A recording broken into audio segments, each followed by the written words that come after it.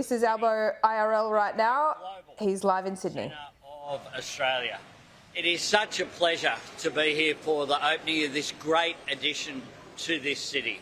Sydney is a vibrant, dynamic city, and this will add to the experience, not just for people who live here, but importantly as well for people who visit here.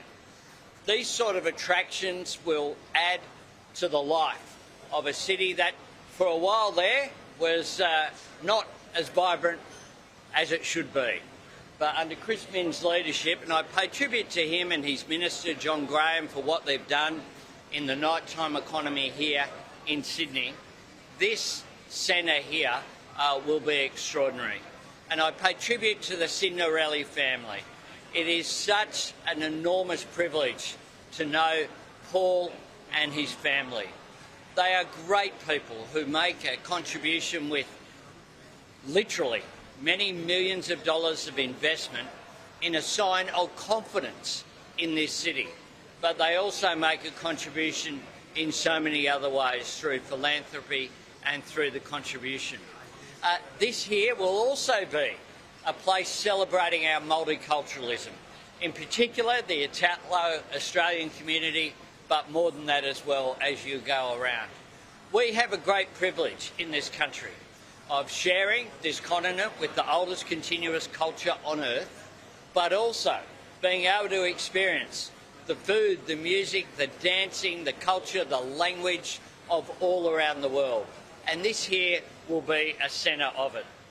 This is about job creation, it's about boosting our economy, it's about boosting tourism in this beautiful city.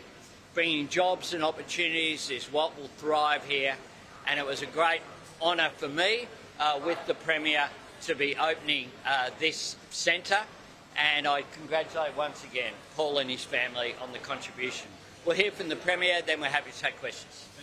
Thanks, Albo. Thanks, Anthony. Thanks to the Signorelli family. It's wonderful to be here with Tanya as well as Steve Camper for the opening of Hay Street Markets. I think the PM's exactly right. This is what we've been waiting for in Sydney for a long time. Vibrancy to return to this part of town.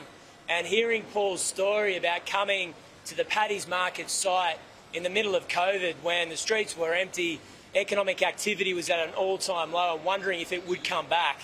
And then to put your own capital, your entrepreneurship, your blood, sweat and tears into this site, it's fantastic. It's a kind of inspiring story that we see in Sydney over and over again.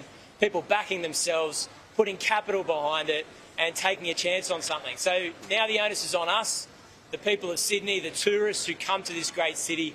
Get down to the Hay Street Markets, have fun with your family and your friends, enjoy some of the best produce, the best restaurants, the best feed that you're going to have in the entire country, right here on the doorstep of one of the best cities in the world. I would say the best city in the world.